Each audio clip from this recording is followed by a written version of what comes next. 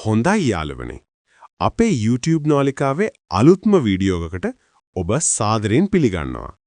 ඔන්න අද අපි ගෙනාවේ කාන්තාරා chapter 1 චිත්‍රපටයේ කතාව. ඉතින් යාළුවනේ, ඒ නිසා වීඩියෝ එකට like එකක් දාන්න. අනිවාර්යෙන්ම comments එකක් ලියන්න. තවම නාලිකාව subscribe කරලා නැති අය ඉක්මනින්ම subscribe කරලා subscribe button එකේ ළඟ තියෙන bell icon එක all ලෙස සකසන්න. එවිට ඔබට අපේ නාලිකාවේ අලුත්ම වීඩියෝ සියල්ලම මුලින්ම බලන්නට පුළුවන්.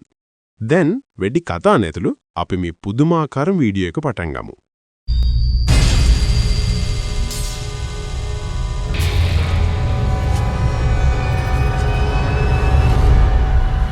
චිත්‍රපටයේ ආරම්භ වන්නේ ට්‍රේලරේ ආරම්භ වූ ආකාරයටමයි. පෙර චිත්‍රපටයේ තිබූ භූතකෝල දර්ශනය අපට පෙන්වනු ලබනවා. එහිදී රංග දක්වන්නා නිශ්චිත ස්ථානයක අතුරුදහන් වෙනවා. මේ ස්ථානය මෙහිදී ඉස්මතු කරනවා. මූලික වශයෙන් භූතකෝල කරන අතරතුර මිනිසුන් එම ස්ථානයේ අතුරුදහන් වන්නේ ඇයිද යන්න පිළිබඳ සම්ප්‍රදාය සහ පසුබිම් කතාව මෙහිදී හෙළි කරනවා. ඔව්, චිත්‍රපටයේ වහාම පෙර කතාවේ ආකාරයට යනවා. එහිදී අපට ඊටා පැරණි කතාවක් කියනවා. පෙර කතාවේ ආකාරයට කටහඬකින් අපට කියන්නේ කාන්තාරා. එම වනාන්තර ප්‍රදේශය තුල ඊශ්වරගේ, ශිවගේ ඝන පරිචාරකයන් සැරිසරූ බවයි. පසුව ඊශ්වරගේ මේ ඝන එම ස්ථානයේම රැඳී සිටියා. ඔවුන් එහි වාසය කරනවා. තවද මොවුන් වෙනත් අය නොවේ. දෛවයන්. එනම් පංජුර්ලි දෛව, ගුලිග දෛව වැනි අයයි. කතාව සැකසී ඇත්තේ කදම්බ රාජවංශයේ සමයේ බංගාරා නම් රාජධානියකයි. එහි පාලකයා විජේන්ද්‍ර රජුයි. විජේන්ද්‍ර රජු ප්‍රදේශවාසීන්ට විශාල කුරුරුකම් කරනවා. ඔහු ප්‍රදේශවාසීන්ට වහලුන් ලෙස සලකනවා, ඔවුන්ට පහර දෙනවා සහ සාමාන්‍යයෙන් ඔහු හොඳ රජෙක් නොවේ. රාජධානියට මදක් ඈතින් කාන්තාරාහි ගෝත්‍රික ජනතාව ජීවත් වෙනවා. තවද ඔවුන්ව රාජධානිය තුල වහලුන් ලෙසද ගෙන යනවා. කාන්තාරාහි ජීවත්වන ගෝත්‍රික ජනතාව පූජනීය ගලක් සොයා ගන්නවා. ඔවුන් එය දෛවයක් ලෙස සලකා වන්දනාමාන කිරීමට පටන් ගන්නවා. මේ සියල්ල නිරීක්ෂණය කරමින් සිටියේ මායාකාරා නම් මිනිසෙක්. කාන්තාරාහි සිදුවන සියල්ල සහ රාජධානිය තුල සිදුවන සියල්ල.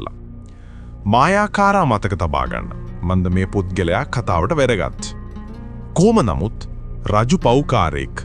තවද ඔහුගේ රාජධානිය වන බංගාරාහි ඔහුගේ පීඩනීය වෙඩිවෙමින් තිබුණා. දිනක් රජු මුහුද අසල ස්නානය කරමින් සිටියේදී ඔහු දුරින් මායාකාරාව දකිනවා. රජුගේ අනින් ඔහුගේ මිනිසුන් මායාකාරාව අල්ලාගෙන ඔහුව ගෙනෙනවා. මෙහිදී රජුට මායාකාරාගේ මල්ලේ කුළුබඩු හමු වෙනවා. මසාලා, ඖෂධ පැලෑටි සහය සියල්ල. මේ දැකීමෙන් රජු සිතන්නේ කාන්තාරා තුල අගනා කුළුබඩු සහ ඖෂධ පැලෑටි තිබිය යුතු බවයි. ඒවා ඔහුට අත්පත් කරගත හැකියි. මම කියන්නේ මේ කුළුබඩු අත්පත් කර ගැනීමෙන් ඔහුට වෙළඳාම් කර ධනවත් විය හැකියි. ඉතින් රජු මායාකාරාගෙන් අසනවා කුළුබඩු ලැබුණේ කොහෙන්ද කියා. මායාකාරා ඊතා කපටි. ඔහු රජුව වනාන්තරයට කැඳවාගෙන යනවා. නමුත් ඔහු කුළුබඩු සොයාගත් ස්ථානයට ඔහුව ගෙන යන්නේ නැත. ඒ වෙනුවට ඔහු ගෝත්‍රික ජනතාව විසින් අටවා තිබූ උගුලකට ඔහුව ගෙන යනවා. රජුගේ මිනිසුන් උගුල්වලට හසුවීමට පටන් ගන්නා අතර කෝපෙන් රජු එම ස්ථානයට ගිනි තැබීමට පටන් ගන්නවා. නමුත් මෙහිදී දෛවය ගින්නෙන් ප්‍රකට වෙනවා. ට්‍රේලරේ අපදුටු දර්ශනය මෙයයි. එහිදී ගින්නෙන් දෛවයක් නිර්මාණය වෙමින් තිබුණා. ඉන්පසුව වලෙන් දෛවයේ වාසය කරන ප්‍රදේශයෙන් දුම් සහිත රූපයක් මතුවෙනවා. මේ රූපේ හෝ අద్භූත බලවේග රජුට පහර දෙන අතර රජුව මරා දමනවා. ඉන්පසු පංජුර්ලි දෛවය ගෝත්‍රික මිනිසෙකුට ඇතුළු වී අනතුරු අඟවනවා. මෙම ස්ථානයේ දේශීය දේවලට අත නොතබන්න. මේ ස්ථානය වනාන්තරය අපට කාන්තාරා ලෙස හැඳින්විය හැකි දෛවයේ වාසය කරන ස්ථානය චිත්‍රපටයේ ඊශ්වරද තෝටා ලෙස සඳහන් කරනවා. එහි තේරුම හින්දි භාෂාවෙන් දෙවියන්ගේ උයන හෝ ඉංග්‍රීසියෙන් Garden of Bloom. එහිදී දෙවියන් වාසය කරනවා. දෛවයේ කෝපයෙන් රජු මිය ගියා. නමුත් ඔහුගේ බාල පුත්‍රයා කුමාරයාද ඔහු සමග පැමිණි සිටියා. රජුගේ පුත්‍රයා කුඩා බැවින් ඔහුව ඔහුගේ පියාගේ පව් වලින් නිදොස් කොට සලකනවා. ඒ නිසා ගෝත්‍රික ජනතාව ඔහුව ඉතිරි කරනවා. ඇත්ත වශයෙන්ම රජුගේ පුත්‍රයා දෛව වලට වැටෙනවා. ගෝත්‍රික ජනතාව රජුගේ පුත්‍රයාව බේරා ගන්නවා. ඉන්පසු රජුගේ පුත්‍රයා එතනින් පලා ගොස් බොහෝ දුෂ්කරතාවලට මුහුණ දීමෙන් පසු අවසානයේ ඔහුගේ රාජධානිය වන බංගාරාට ළඟා වෙනවා. රාජශේඛර නම් වූ රජුගේ පුත්‍රයා බංගාරා රාජධානියට ළඟා වී වනාන්තරයේ සිදු වූ දේ ගැන දේශනා කරනවා. මෙහිදී රාජශේඛර කදබා ගෝත්‍රය සමගද අත්වැල් බැඳ ගන්නවා. මෙය වනාන්තරයේ තුල ඇති දිව්‍යමය බලය ලබා ගැනීමට කැමති ගෝත්‍රයක්. කෙටියෙන් කිව්වොත් රාජශේඛර ඔහුගේ අත්දැකීමෙන් කිසිවක් ඉගෙනගෙන නැත. මන්ද ඔහුට තවමත් කන්ටාරා අවශ්‍යයි. නමුත් කන්ටාරා ලබා ගැනීම ඉතා අපහසු වී තිබෙනවා. ඇත්ත වශයෙන්ම මේ සිදුවීමෙන් පසු කන්ටාරා ජනතාව සහ රාජධානීය ජනතාව අතර දුරස්ථභාවය වැඩි වුණා. මායිමක් ස්ථාපිත කළා. එහිදී කිසිවෙකු එය තරණය නොකරනවා. මේ සිදුවීමෙන් පසු දශක ගණනාවක් ගත වෙනවා. දැන් රාජශේඛර වැඩිහිටි වී සිටිනවා. ඔහුට දියණියක්ද සිටිනවා. නමුත් ඇය උපතේදීම අත්පා ක්‍රියාත්මක නොවූ තත්වයක සිටියා. ඒ නිසා රාජශේඛර ඔහුගේ දියණිය කෙනෙකුට බාර දෙනවා. ඔහු ඇයව බාර දුන්නේ කාටද? ඇයි සහ එහි ප්‍රතිවිපාකය කුමක්ද? මම ඔබට පසුව කියන්නම්. දැනට තවත් දර්ශනයකින් කන්ටාරා ඇතුලේ දෛව ස්ථානයේ වලේ ගෝත්‍රික ජනතාව විසින් නොදන්නා දරුවෙකු සොයාගන්නා බග අපට පෙන්වනු ලබනවා. හුලි දෛවය කොටියා දරුවා වටා සැරිසරමින් සිටියා. ඒ නිසා ගෝත්‍රයේ මිනිසුන් දරුවාව පිටතට ගෙන ඔහුව ඇතිදැඩි කරනවා. ඇත්ත වශයෙන්ම ගෝත්‍රයේ අම්මා මේ දරුවාව ඇතිදැඩි කර ඔහුට බාර්මේ ලෙස නම් කරනවා. ඔව්, බාර්මේ හැදී වැඩෙන්නේ කන්ටාරා සංස්කෘතිය ඉගෙන ගනිමින් තවද කොහේ හෝ ආකාරයකින් ඔහු මෙහි ජනතාවගේ ආරක්ෂකයා බවට පත්වෙනවා. කන්ටාරා නම් ස්ථානය නිර්මාණය කළේ පාර්වතී මෑණියන් බව අපට කියනවා. එවිට ඇයට එහි සාමකාමීව භාවනා කළ හැකි වන පරිදි එය එවැනි සුන්දර ස්ථානයක්. දැන් බංගාරා රාජධානියේ කන්ටාරාහි බ්‍රහ්ම රාක්ෂසයක් සිටින බවට කටකතාවක් පැතිරෙනවා. තවද සෑම කෙනෙකුම බ්‍රහ්ම රාක්ෂස කතාවට බිය වෙනවා. තවද වේ රාජධානීය ජනතාව කිසිවිටකට කන්ටාරා මායිම තරණයෙන් නොකිරීමට එක් හේතුවක් වෙනවා. තවත් කාලයේ ගෙවී යනවා. දැන් රාජශේඛරට පුතෙක්ද සිටිනවා. ඔහු හැදී වැඩි සිටිනවා. ඔහුගේ නම කුලශේඛර. කුලශේඛර කොතරම් විශාල වියද්දයත් ඔහුගේ අභිෂේකයේද පවත්වනවා. එහින් අදහස් කරන්නේ ඔහු නව රජු බවයි. දැන් කුලශේඛර සම්පූර්ණ දාමරිකයෙක්. පළමුව ඔහු දෙවියන් හෝ චාරිත්‍ර වාරිත්‍ර විශ්වාස කළේ නැත. තවද ඔහු ඒවාට සමච්චල් කළා. දෙවනුව ඔහු හැම විටම බීමත්ව සිටියා. ඔබට මතක නම් රාජශේඛරට දියණියක්ද සිටියා. ඇගේ නම කංකාවති. ඈද හැදී වැඩි සිටිනවා. නමුත් දැන් ඇගේ අත්පා නිසි ලෙස ක්‍රියාත්මක වෙනවා. ඇය සම්පූර්ණයෙන්ම සාමාන්‍ය මිනිසෙක්. ඇයව සුව කළේ කෙසේද? කතාවේ පසුව ඔබට දැනගන්නට ලැබේවි. දැන් රාජශේඛරගේ දාමරික පුත්‍රයා වන කුලශේඛර ඔහුගේ කරත්තකරුවා වන බෝගේන්ද්‍රව හමුදාපති බවට පත් කරනවා. මන්ද ඔහු බෝගේන්ද්‍ර සමග හොඳින් ඇසුරු කළා. ඔහු හොඳින් ඇසුරු කළේ ඇයි? මොකද බෝගේන්ද්‍ර බේබද්දෙක් නිසා ඔහු සමග කාලය ගත කළා. දිනක් කුලශේඛර බීමත් තත්වයකදී පවසන්නේ ඔහු කන්ටාරාහි දඩයම් කිරීමට යන බවයි. බෝගේන්ද්‍ර ඔහුව නැවැත්වීම වෙනුවට ඔහුව දිරිමත් කරනවා. ඒ නිසා බෝගේන්ද්‍ර, කුලශේඛර සහ සමහර හමුදා මිනිසුන් කන්ටාරා දෙසට පිටත් වෙනවා. හමුදාවේ චන්නා නම් මිනිසෙක්ද සිටියා. ඔහු එහි යාමට විරුද්ධ වුණා. ඔහු ඉතා බියට පත්ව සිටි අතර මේ චිත්‍රපටයේ සාමාන්‍යයෙන් හාස්‍යජනක සහනය සපයන චරිතය ඔහුයි. කුලශේඛර දඩයම් කිරීම පටන් ගන්නවා. ඔහු චිම්පැන්සියෙකුට ඊතලයක් විදිනවා. පසුව මුවෙකුට ඊතලයක් විදිනවා. ඔහු උන් දෙදෙනාටම තුවාල කරනවා. නමුත් පුදුම සහගත කොටස නම් සතුන්ට ඊතල වැදුණු වහාම ඔවුන්ව ඇදගෙන ගොස් අතුරුදහන් වීමයි. යමෙකු ඔවුන්ව රැගෙන ගියාක් මෙන්. දඩයම් කරන අතරතුර කුලශේකර අවසානයේ කන්ටාරා මායිමට ළඟා වෙනවා. ඒදී කන්ටාරා ජනතාව හදිස්සියෙම සොල්දාදුවන්ට පහර දෙනවා. කුලශේකර වහාම එතනින් පලා යනවා. නමුත් කන්ටාරා ජනතාව රජුගේ සියලුම සොල්දාදුවන් එකින් එක මරා දමනවා. චන්නා පමණක් දිවිගලවා ගන්නවා. චන්නා දිවිගලවා ගත්තේ අර්ධ වශයෙන් ඔහු මුලින්ම යාමට විරුද්ධ වූ නිසා. ඊට අමතරව ඔහු බියගුල්ලෙක් වූ නිසා ඔහු දුවද්දී බේරී ගියා. මම ඔබට කිව්වා සතුන්ට ඊතල වැදුණු වහාම ඔවුන්ව වහාම ඇදගෙන ගොස් අතුරුදහන් වූ බව. හොඳයි, මේ සතුන් වැදගෙන ගොස් ඔවුන්ව තබා ගත්තේ කන්ටාරා ජනතාවයි. තවද ඔවුන් චන්නාවද අල්ලා ගත්තා. නමුත් ඔවුන් ඔහුව මැරුවේ නෑ. මෙහිදී අපට වාර්මේව හමු වෙනවා ඇත්ත වශයෙන්ම රිෂාබ් ෂෙට්ටි විසින් රඟ දක්වන. තවද ඔහු මේ ගෝත්‍රයේ නායකයා බවට පත්වී සිටිනවා.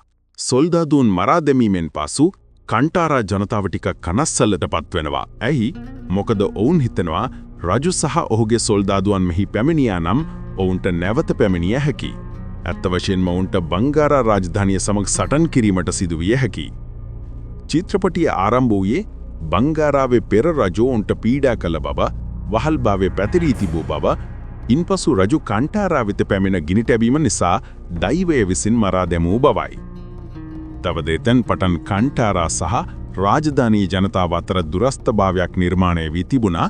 එය නැවතත් බිඳී ගියා මන්ද කුලශේකර මෙහි දඩයම් කිරීමට පැමිණි නිසා. දැන් දේවල් වෙනස් වනු ඇත. කොහොම වුණත් බාර්මේ චන්නාට පවසන්නේ ඔහුව බංගාරා රාජධානියට ගෙන යන ලෙසයි. එවිට බාර්මේට සහ ඔහුගේ මිනිසුන්ට රාජධානියට ගොස් එහි සිදුවන්නේ කුමක්ද? ඔවුන් කොතරම් දියුණුද? තවද ඔවුන් පහර දුන්නොත් කන්ටාරා ජනතාවට ජීවත් වීමට හැකිවේද නැද්ද යන්න බැලීමටයි. ඒ නිසා බාර්මේ සහ සමහර මිනිසුන් ඔවුන් මරා දැමූ සොල්දාදුවන්ගේ ඇඳුම් මැඳගෙන චන්නා ඔවුන්ව බංගාරා රාජධානියට මඟ පෙන්වනවා. ඔවුන් සොල්දාදුවන්ගේ ඇඳුමෙන් සිටි නිසා රාජධානියට ඇතුළු වීමට ඔවුන්ට අපහසුවක් තිබුණේ නැත. කන්ටාරාහි ඇත්ත වශයෙන්ම බ්‍රහ්ම රාක්ෂසයෙක් සිටීදැයි චන්නා බාර්මේගෙන් අසනවා. බාර්මේ විහුළුවෙන් පිළිතුරු දෙන්නේ ඔව් බ්‍රහ්ම රාක්ෂසයෙක් සිටින බවයි. ඔහු රජුව කන්නට ආසන්නව සිටියා. නමුත් පසුව රැජින අගේ කැරලි සහිත හිසකෙස් එකක් ඔහුට දී එය කෙලින් කරන ලෙස ඔහුට පැවසුවා. එතෙන් පටන් බ්‍රහ්ම රාක්ෂසයා එය කෙලින් කරමින් සිටිනවා. ඇත්ත වශයෙන්ම මේ චන්නාව බිය ගැන්වීමට ගොතන ලද කතාවක් පමණයි. මන්ද රාජධානියේ ජනතාව බ්‍රහ්ම රාක්ෂසයාට බිය වූ නිසයි. අනෙක් පැත්තෙන් අපට පෙනින්නේ කුලශේකර. ඔහු රාජධානියේ කිසිසේත් කළමනාකරණය නොකරන බවයි.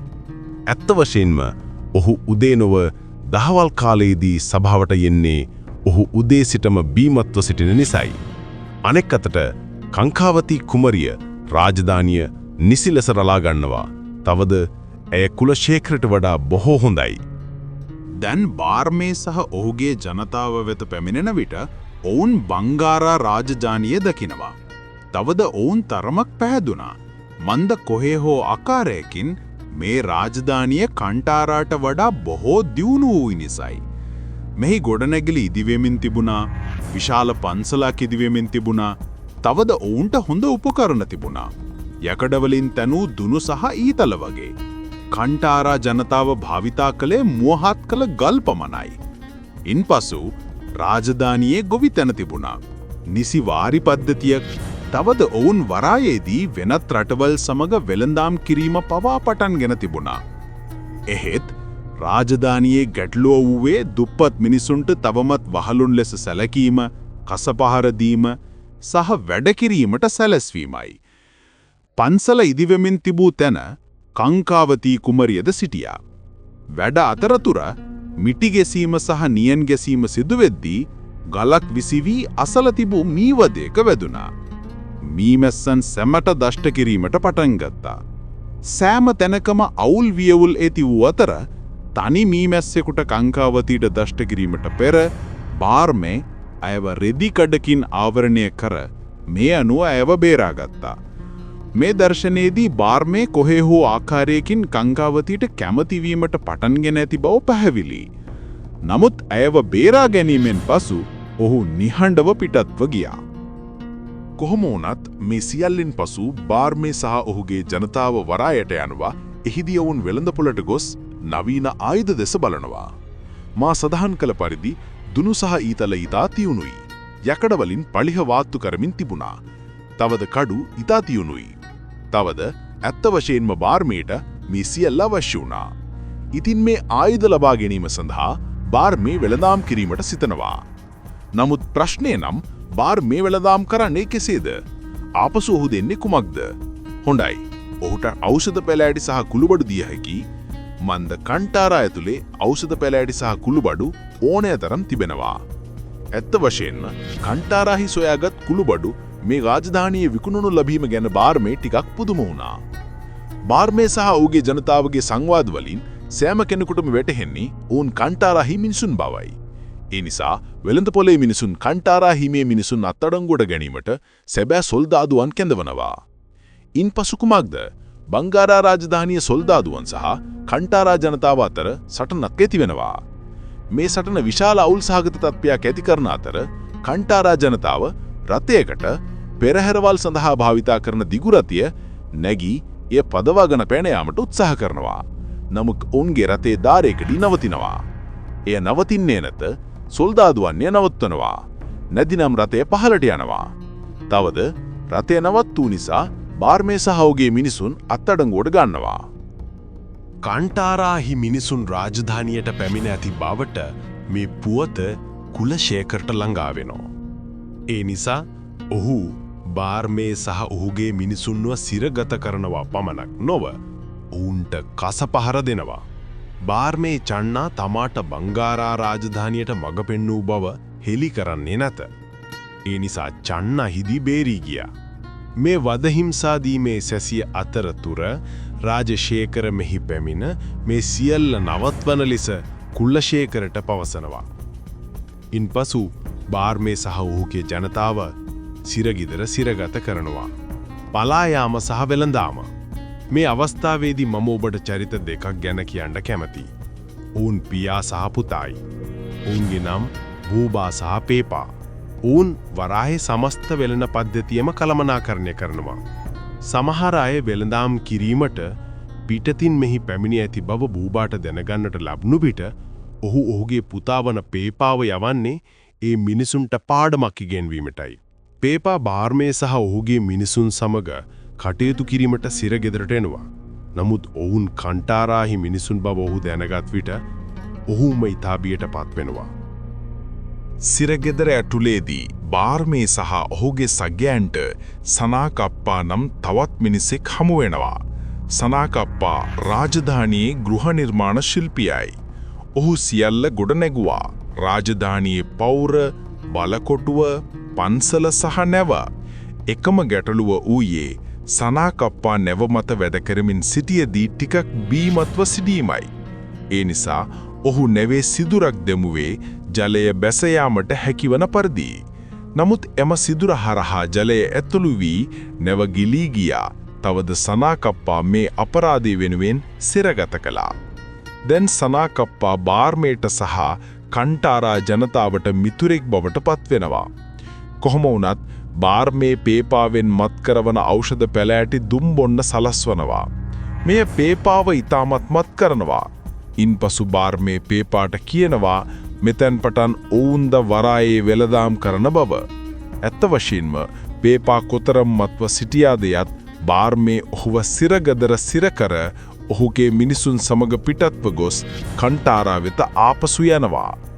කන්ටාරා වෙත ආපසු පැමිණි පසු බාර්මේට විශාල දැනුමක් තිබුණා. උදාහරණයක් ලෙස ඔහු ඔහුගේ ජනතාවට ගොවිතැන උගන්වනවා.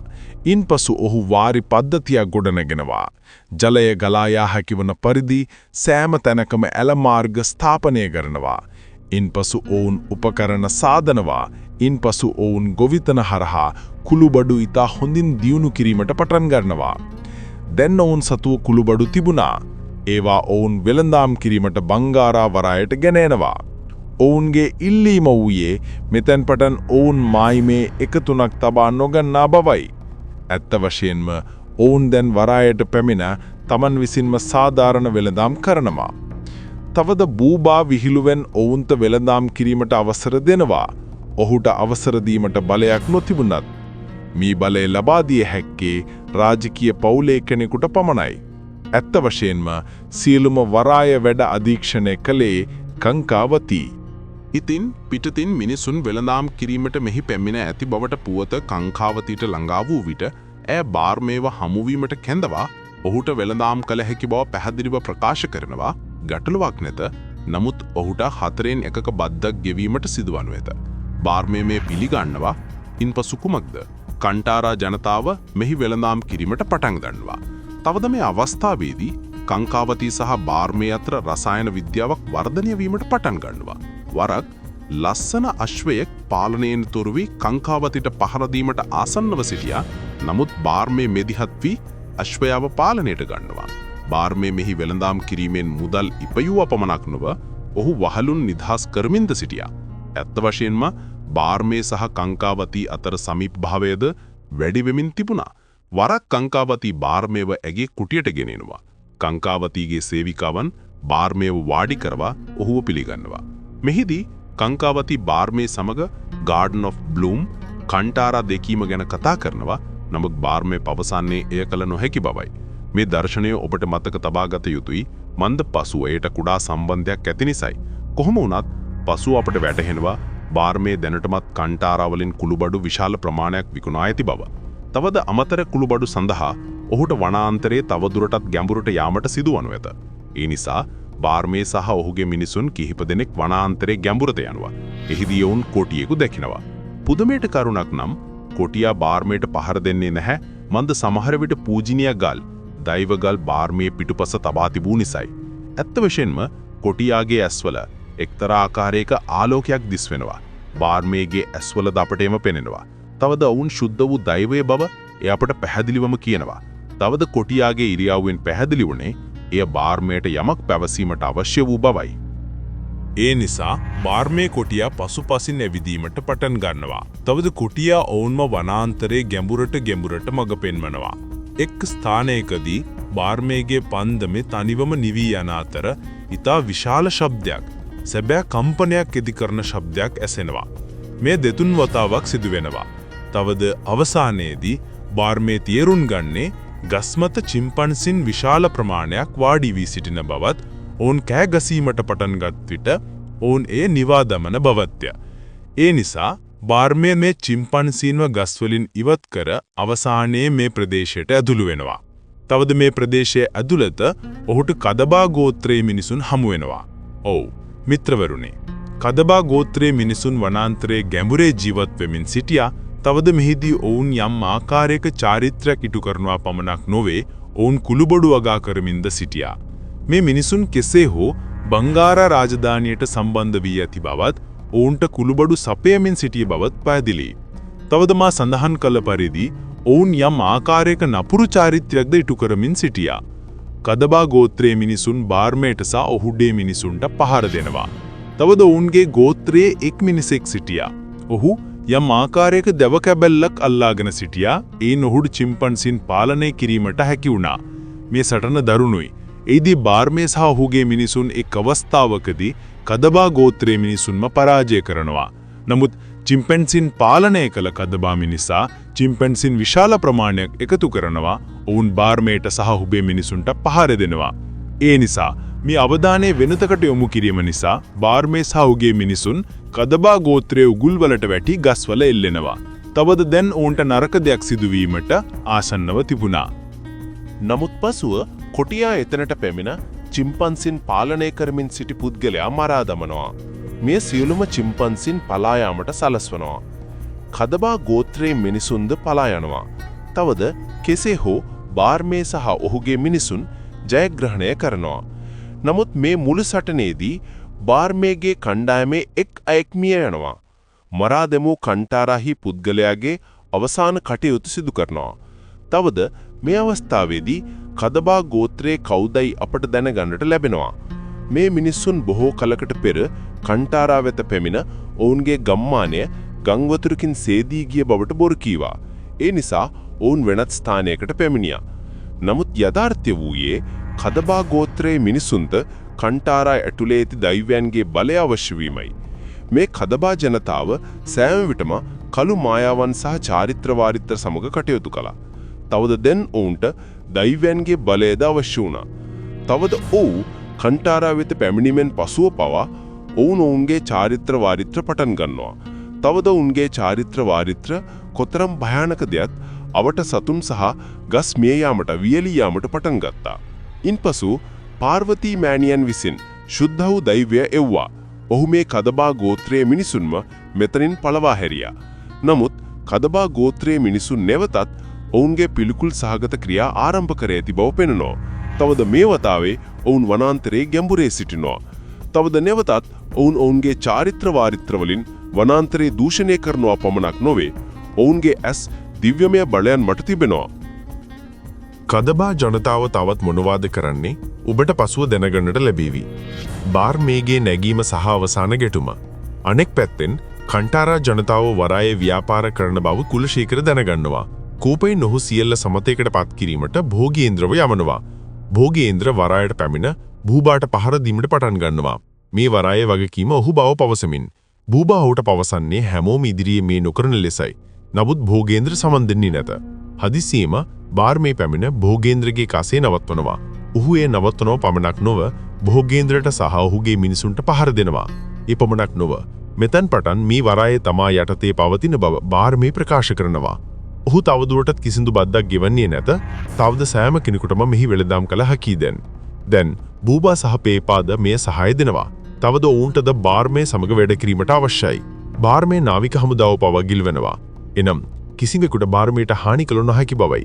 වරාය ඔහුගේ අතින් ගිලිහි ගොස් ඇති බව කුලශේඛර දැනගත් විට ඔහු කලබල වෙනවා. සභාවේදී ඔහු කංකාවතීට පවසන්නේ ඇය බාර්මේ සමග අනියම් සම්බන්ධයක් පවත්වා ඇති බවයි. එය ප්‍රමාණවත් නොවුවා නම් කුලශේඛර ඔහුගේ පියාවන රාජශේඛරටද කන්ටාරා ජනතාව සමග කටයුතු නොකළ බව පවසමින් විරුද්ධව කතා කරනවා. සමස්තයක් ලෙස රාජශේඛර කෝපයට පත් වී මම අවසානයේ ඔවුන් සමග කටයුතු කරන්නම්. මම ඔවුන්ව බලා ගන්නම් යනුවෙන් පවසනවා.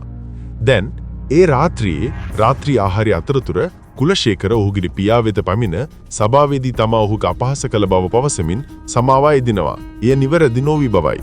ඉන්පසු කුලශේඛර පවසන්නේ ඔහු සියල්ල නිවැරදි කරන බවයි. ඔහු එය නිවැරදි කරන්නේ කෙසේද? හොඳයි. පළමුව ඔහු ඔහුගේ පියාගේ ආහාරයට විෂ මිශ්‍ර කරනවා. එය ඔහුගේ පියා කනවා. දැන් මෙය පුද්ගලයෙකු මරා දමන විෂක් නොවිය. ඒ වෙනුවට එය පුද්ගලයෙකු කෝමා තත්වයකට දින කීපයක් සඳහා ගැඹුරු නින්දකට පත් කරන විෂක්. ඉන්පසු හදිස්සියේම අපේ බාර්මේ ආවේශ වෙනවා. කාවිසින්ද ගුලිග දෛව විසින්. ගුලිග දෛව ඉතා කෝපයෙන් සිටි අතර වහාම කුලශේඛරගේ සොල්දාදුවන් මරා දැමීමට පටන් ගන්නවා.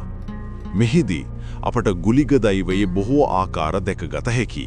එනම් ස්වාමි වරහමූර්ති, රුද්‍රගුලිග, රාහුගුලිග, තන්ත්‍රගුලිග, කතලිකාන ගුලිග, නිට්‍රාගුලිග, අග්නිගුලිග සහ ස්වාමි රාජගුලිග වෙනි. එක් අවස්ථාවකදී ආවේශ වූ බාර්මේ දෛව වලට යනවා. ඉන්පසු එය පිටතට ගන්නවා. තවද අවසානයේ ඔහු කුලශේඛරව මරා දමනවා. ඉන්පසු හදිස්සියේම මායාකාරා පැමිණ බාර්මේව නවත්වනවා. ඒ ඔහුගේ ආවේශය අවසම් කරන අතර බාර්මේ නැවත සිහිය ලබනවා. ඉතින් ඔව් ගුලිග දෛවයේ කන්ටාරාව බේරාගත්ත පමණක් නොව කුලශේඛර සහ ඔහුගේ මිනිසුන්වද මරා දැමුවා. නමුත් මේ යුද්ධයේදී දෙපැත්තටම හානි සිදු වුණා. කන්ටාරාහි බොහෝ මිනිසුන් මිය ගියා. තවද අනිත් පැත්තේ රජුම මිය ගියා. මූලික වශයෙන් රාජධානිය සහ කන්ටාරා ජනතාව අතර පසුගිය දින කිහිපය තුළ ඇති වී තිබූ කුඩා බැඳීම සම්පූර්ණයෙන්ම විනාශ වුණා. සාමගි විසුම සහ ද්‍රෝහිකම.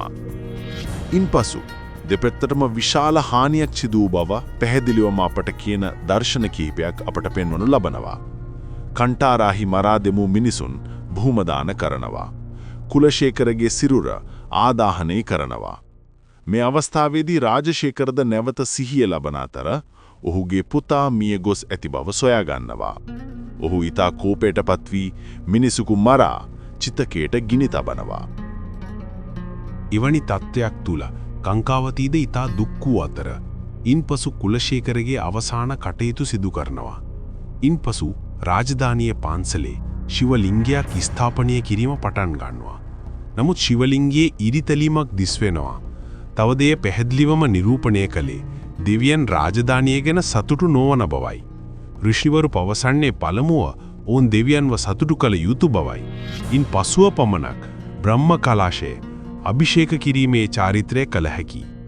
මේ අසූ කංකාවතී කුමරිය තීරණය කරන්නේ ඇය විසින්ම කන්ටාරා ජනතාව හමු වී සියල්ල සමතයකට පත් කරන බවයි.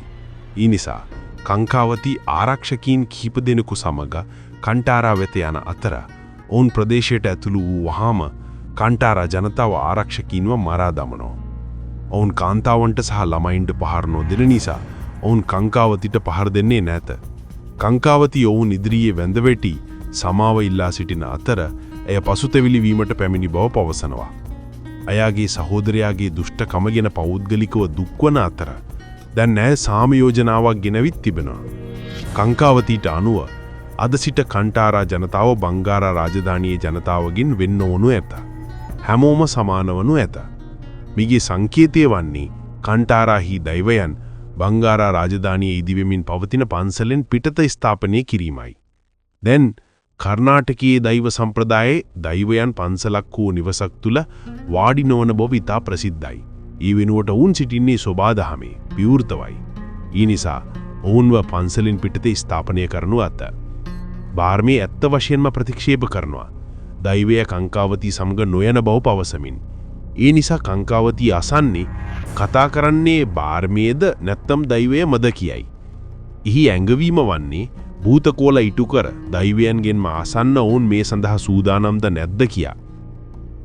ඉතින් නොව මේ ප්‍රශ්නය දැන් දෛවයේ නසනු ඇත. ඒ සඳහා භූතකෝල ඉටු කරනවා. එහිදී දෛවය පවසන්නේ සම්බන්ධතාවයේ වැඩිදියුණු කිරීම සඳහා බංගාරා රාජධානියේ ජනතාවටද අවස්ථාවක් ලබා දිය යුතු බවයි. ඒ නිසා දෛවයේ ගල් මෙතනින් ගෙන ගොස් බංගාරා රාජධානියේ ඉදිවෙමින් පවතින පන්සලින් පිටත ස්ථාපනය කරනවා. ඉන්පසු පන්සලේ බ්‍රහ්ම කලාශයද සිදුවෙනවා. මේ විශාල උත්සවයක් මංගල්‍යයක් බවට පත් වුණා. එහිදී හැමෝම සතුටින් සිටියා. දුප්පතුන්ට ආහාර ලබා දුන්නා. තවද ඔවුන් අතර එඳුම් බෙදා දුන්නා. කදම්බෙන් පැමිණි දූතයෝද මේ උත්සවවලට සහභාගී වූ අතර රථයක්ද මෙහිදී කරනවා. මේ රථේ ගොඩනගන්නේ කවුද? කන්තාර ජනතාව. සමස්තයක් ලෙස දැන් හැමෝම අතර එකමුතුකමක් තිබුණා. තවද සියලු ගැටලු निराකරණය වී තිබුණා. එනම් කන්තාර ජනතාව සහ රාජධානියේ ජනතාව දැන් එකක් බවට පත් වී තිබුණා. බාර්මේ බංගාරා රාජධානියට එහි වරාය නැවත ලබා දෙනවා. ඔහු ඉදිරිපත් කරන්නේ එකම කොන්දේසියක් පමණයි. ඔවුන් රාජධානියේ වහලුන් නිදහස් කළ යුතුයි. ඉතින් වහලුන් නිදහස් කිරීමෙන් දෛව ස්ථාපනය කිරීමෙන් සහ උත්සවවලට සහභාගී වීමෙන් පසු බාර්මේ ඔහුගේ මිනිසුන් සහ නිදහස් කළ වහලුන් සමග කන්තාරා වෙත ආපසු යනවා. ඔවුන් වනාන්තරයට ආපසු ගොස් සමරන්න පටන් ගන්නවා. මන්ද සිදුවෙමින් තිබූ ඉදිරිවාදිකම කෙසේ හෝ අවසන් වී තිබූ නිසයි. නැතහොත් ඔවුන් එසේ සිතුවා. මම මේ කියන්නේ කතාව මෙතනින් අවසන් වී සියල්ල හොඳින් යයි ඔබ සිතන්නේ නම් නැත. අවසාන පෙරලියක් තවමත් ඉතිරිව තිබෙනවා. මේ සියල්ලෙන් පසු රාජශේකර ඔහුගේ මාලිගාවේ නිදා සිටියේදී ඌරෙක් ඔහුගේ අඳ වෙත එනවා. ඌරා ඇත්ත වශයෙන්ම පංජුර්ල දෛවය නියෝජනය කරනවා. තවද මේ ඌරා රාජශේකරව ඔහුගේ සභාවට ඔහුගේ සිංහාසනයේ දෙසට ගෙන යනවා. සිංහාසනයේ මත මායාකාර සිටියා. ඔහු රාජශේකරට කෑගසන්නේ ඔහු කළ සහ කිරීමට ආසන්න පාපයේ සෝදා හැරිය නොහැකි බවයි ඔහු දෛවයේ ස්ථාපනය කර ඇතත් එවැනි අධර්මිෂ්ඨකමක් දෛවයක් ස්ථාපනය කිරීමෙන් සැඟවියේ නොහැකි. ඉන්පසු රාජශේකර හදිස්සියෙම අවදි වෙනවා. මේ සිහිනයක් විය. නමුත් ඒ සිහිනයක් නොවන බව අපි කවුරුත් දන්නවා. දෛවය ඔහුගේ සිහිනයේත පැමිණ තිබුණා. අනිත් පැත්තෙන් කන්ටාරාහි සාමය සහ සැමරුම් තිබූ නිසා බාර්මේ ඊතා සතුටින් සිටියා. ඇත්ත වශයෙන්ම බාර්මේට ඔහුගේ මව ඔහු සමග සිටින බව පවා දැනෙනවා. ඇයි බාර්මේට මඟ පෙන්වන අතර පවසන්නේ කරදරය තවමත් අවසන් වී නැති බවයි. ඇයි? මොකද කදබා ගෝත්‍රයේ මිනිසුන් තවමත් ඔවුන්ගේ චාරිත්‍ර වාරිත්‍ර ඉටු කරමින් සිටින නිසයි. ඇත්ත වශයෙන්ම කදබා ජනතාවගේ චාරිත්‍ර වාරිත්‍ර නිසා අවට ගස් හා පැල වියලී යාමට පටන්ගෙන තිබුණා. තවද ඊදංගු උදෑසන වන විට කන්ටාරාහි සියලුම කුඩා දරුවන් අසනීප වී සිහිසුන් වී සිටියා. යම් ආකාරයක වසංගතයක් මෙන්. මේ අවස්ථාවේදී සැබෑ පෙරළිය හෙළිවෙනවා. ඇත්ත වශයෙන්ම කංකාවති කෙසේ හෝ කදබා ගෝත්‍රයේ සමග සම්බන්ධ වී සිටියේ අතර ඇය හිතාමතාම මේ සාමයෝජනාව ගිනාවා. ඇයි? එවිට දෛව්‍ය කන්ටාරාවලින් බංගාරා රාජධානියට ගෙන ගොස් එහි සිර කළ හැකි වන පරිදියයි. ඔව් මිත්‍රවරුනි, මේ ආකාරයෙන් දෛව්‍යයට කන්ටාරා ජනතාව ආරක්ෂා කිරීමට නොහැකි වනු ඇත. තවද දෛවයේ සිර කළේ කෙසේද? හොඳයි, කදබා ජනතාවගේ චාරිත්‍ර වාරිත්‍ර භාවිතා කිරීමෙන්. තවද කදබා ගෝත්‍රයේ මිනිසුන්ට මේ ප්‍රසිද්ධිය කිරීමට හැකි වූයේ දැන් දෛවයේ බංගාරා රාජධානියේ ස්ථාපනය කර ඇති නිසයි. ඒ කවුරුන් යටතේද? ඇත්ත වශයෙන්ම රාජසේකර හෝ කංකාවති යටතේ. කංකාවති පැහැදිලිවම පවසන්නේ කන්ටාරා ජනතාවගේ දෛවය ඔවුන්ගේ චාරිත්‍ර වාරිත්‍ර වලින් සිර කර ඇති බවයි. ඒ නිසා ඔවුන් දැන් ඔවුන්ව බේරා ගැනීමට නොඑනු ඇත. ඔවුන්ව බේරා ගැනීමට පැමිණිය හැකි වෙනත් ඕනෑම විශාල දෛවයක් සම්බන්ධයෙන් කදබා ජනතාව චාරිත්‍ර වාරිත්‍ර වලින් ඔවුන්ව නවත්වනු ඇත. ඔවුන් බාර්මේව පාලනය යටතේ තබා ගනු ඇත. ඔවුන් ඔහුව පාලනය යටතේ තබා ගන්නේ කෙසේද? හොඳයි, මම ඔබට දර්ශනයක් මතක තබා ගන්නයි ඉල්ලා සිටියා. බාර්මේ කංකාවති සමග කාමරයකට ගිය විට ඇගේ සේවිකාවන් ඔහුගේ හිසකෙස්, ඔහුගේ නියපොතු යනාදිය ස්පර්ශ කරමින් සිටියා. හොඳයි, ඒ සේවිකාවන් බාර්මේගේ හිසකෙස් කැපුවා. ඔවුන් ඔහුගේ නියපොතු කැපුවා. තවද මේ ද්‍රව්‍ය කළු මායාවන් කිරීමට භාවිතා කරමින් සිටියා. ඉතින් ඔවුන්ගේ සැලස්ම සම්පූර්ණයෙන්ම සකස් කර තිබුණා. අනෙක් පැත්තෙන් කන්ටාරා ජනතාව බාර්මේ සමග එක්ව අවසාන සටනට සූදානම් වෙනවා. ඔවුන් සහ බංගාරා රාජධානිය අතර දරුණු යුද්ධයක් පටන් ගන්නවා. මේ සටන ඉතා තීව්‍ර වූ අතර බංගාරා රාජධානියේ විශිෂ්ට ඊතල සහ යන්ත්‍ර සූත්‍ර තිබුණා. නමුත් තවමත් කන්ටාරා ජනතාව සටන් කරනවා පමණක් නොව දිනීමට පටන් ගන්නවා. කොහොමද? හොඳයි, ඔවුන්ට සනා කප්පා සිටියා. ඔහු බංගාරා රාජධානියේ සියල්ල ගොඩ නැගූ අතර ඔහු දැන් ඔවුන්ට උදව් කරමින් සිටියා. ඒ නිසා ඔහු ඔවුන් වෙනුවෙන්ද ඉතා පුදුමාකාර මෙවලම් ගොඩ නැගුවා. තවද ඔහු රාජධානියේ පවුරු තමා විසින්ම ගොඩ නැගූ නම් ඔහුට ඒවා කඩා දැමීමටද හැකි. ඔවුන් වචනාර්ථයෙන් ගස්වලට ගිනි තබා ඒවා පවුරු බිඳීමට දියත් කරමින් සිටියා. බූබා සහ ඔහුගේ පුතාද ඔවුන් සමග සිටියා. හාස්‍යජනක සොල්ගාදුවාද සිටියා. එනම් මේ සියලු දෙනා කන්ටාරා ජනතාව සමග එක් වූ අතර ඔවුන් රාජධානියේ සොල්දාදුවන් සමග සටන් කරමින් සිටියා. මුලදී කන්ටාරා ජනතාවට සටන පරාජය විය හැකි බව පෙනේ. නමුත් ඔවුන් දෙඩි සටනකින් පසු දිනීමට පටන් ගන්නවා. මේ මුළු යුද දර්ශනයම අනිවාර්යයෙන්ම නැරඹිය යුතු දෙයක්. කංකාවති සහ රාජශේඛර කළුමායාවල නිරතව සිටි අතර ඔවුන්ගේ අන වූයේ කෙසේ හෝ හිරුබැස යන තෙක් ඔවුන්ව නවතා තබා ගැනීමයි. මන්ද ඉන්පසු ඔවුන්ගේ බලයන් වැඩිවන අතර පසුව ඔවුන් පැමිණෙනු ඇත. හිරුබැස ගියේ වහාම ආත්මයන් රාජශේඛර සහ කංකාවතිට ඇතුළු වෙනවා. ඇත්ත වශයෙන්ම ඔහුගේ පියාගේ ආත්මය රාජශේඛරට ඇතුළු වී තිබුණා. කංකාවති ඔහුව අජ්ජා සීයා ලෙස අමතමින් සිටියා. ඔවුන් දෙදෙනාම ආවේශ වූ තත්වයක සිටි අතර ඔවුන්ගේ බලයන් බොහෝ වාරයක් වැඩි වී තිබුණා. ඒ නිසා ඔවුන් දෙදෙනාම රථයක් මත පිටතට පැමිණ කන්ටාරා ජනතාව කැරට් සහ රාබුමෙන් කපා දැමීමට පටන් ගන්නවා. මෙහිදී බාර්මේ විසින්ම ආවේශ වූ රාජශේඛර සමග සටන් කරනවා. නමුත් බාර්මේටද ඔහුට එරෙහිව සිටිය නොහැකි. අවසානයේ ආසන්න වී ඇති බව පෙනේ. නමුත් පසුව මායාකාරා මැදිහත් වී ඔහුගේ පොල්ලෙන් රාජශේඛරව නවත්වනවා. මායාකාරා පවසන්නේ තමාට රාජශේඛරව වැඩි වෙලාවක් නැවතිය නොහැකි බවත් මේ කාලය තුල බාර්මේට ගොස් දෛවී බලය ලබාගත යුතු බවත්ය. එනම් බාර්මේගේ කාර්ය වන්නේ දෛවය කැඳවීමයි. තවද මේ සිදුවන්නේ කෙසේද? හොඳයි. බාර්මේට යාජුත්තේ දෛවය පෙමිණ ඇති ස්ථානයට නොව ඔවුන් වාසය කරන ස්ථානයටයි. මේ ස්ථානය කුමක්ද? ඇත්ත වශයෙන්ම වල. දෛවය එම වල ඇතුළත වාසය කරනවා. තවද ගංගා මෑණියන් බාර්මේට මඟ පෙන්වනු ඇත. බාර්මේ වහාම වලට යනවා. ඉන්පසු ජලයේ ගලා බසින අතර ඔහු ගංගා මාර්ගයේ හරහා වල ඇතුළට පනිනවා. ගල් කිහිපයක් වල ඇතුළට වැටෙනවා. එයින් ගුහාවක් මතු වෙනවා. බාර්මී මේ ගුහාව ඇතුළට යනවා. තවද ඇතුළත ශිවලිංගයක් තිබෙනවා. ඒ මත ගංගා ජලය වැටෙමින් තිබෙනවා. මේ මාර්ගයේ තවදුරටත් පහළට යන විට බාර්මී වචනාර්ථයෙන් බ්‍රහ්ම රාක්ෂසයාව දකිනවා. තවද මේ රාක්ෂසයාගේ නළල මත තිල්ලකයක් සලකුණක් තිබුණා. බාර්මී සහ මේ රාක්ෂසයා අතර සටනක් ඇති වෙනවා. රාක්ෂසයා පැහැදිලිවම ඔහුව පරාජය කරමින් සිටියා. නමුත් පසුව බාර්මී ශිවලිංගය අසල තිබූ ත්‍රිශූලය අහුලා ගන්නවා. ඉන්පසු නාග සර්පෙක් බාර්මී වටා එති ඔහුගේ ශරීරය ආවරණය කරනවා. බාර්මී ගෑස් දිලිසෙනවා. තවද ඔහුගේ අවතාරයේ ශිව දෙවියන් වගේ. ඔහුගේ ගණවලින් කෙනෙක් වගේ. තවද මේ තත්ත්වයේ තුල බ්‍රහ්ම රාක්ෂසයාම බාර්මීට වැඳ වැටෙනවා. මේන් අපට වැටෙනවා බ්‍රහ්ම රාක්ෂසයා ඔය කුමන යක්ෂයෙක්වත් මේ ස්ථානයේ රැඳී සිටින ශිව දෙවියන්ගේ ගණ කෙනෙක් බවයි. තවද මේ ස්ථානයේ කොපමණ දෛවයන් වාසිය කළ යුතුදයි ඔබට සිතා ගන්න හැකියි. අනෙක් පැත්තෙන් රාජශේඛර අවසානයේ මායාකාරව පරාජය කරන අතර කංකාවති ඔහුව මරා දමනවා. දැන් මායාකාරා සාමාන්‍ය මිනිසෙකු මෙන් මී යන්නේ නැත. නමුත් දූවිල්ලේ ගින්නක් බවට පත් ව්‍යාතෘදහන් වෙනවා. මේ අවස්ථාවේදී කංකාවති පවසන්නේ ඇය දෛවයේ ගල් කණ්ඨාරාගේ ලේ වලින් වර්ණවත් කරන බවයි. ඒ වන විට මහසෙන් ගිනි බෝලයක් මතුවෙනවා. තවද මේ ගින්නෙන් මිනිසුන් දෙදෙනෙක් මතුවෙනවා. එක් අයෙක් ඇත්ත වශයෙන්ම බාර්මී ඔහු ආවේශ වූ තත්වයක සිටිනවා. දෛවය ඔහු ඇතුළේ සිටියා. තවද දෙවන්නා හුලි දෛවය කොටියා. ගින්නෙන් වාතයේ ඌරෙකුගේ සංකේතයක් නිර්මාණය වෙනවා. ඌරා ඇත්ත වශයෙන්ම පංජුර්ලි දෛවයේ සංකේතවත් කරනවා. තවද පංජුර්ලි දෛවයේ කෝපයේ වැගුරුවනට ආසන්න බව මේ අපට කියනවා. ආවේශ වූ බාර්මී කෙලින්ම රාජශේඛරව මරා දැමීමට යනවා. නමුත් පසුව කංකාවති ඉදිරියට පැමිණ ඔබ කාන්තාවකට අතොස්වන්නේ නැති යනුවෙන් පවසනවා.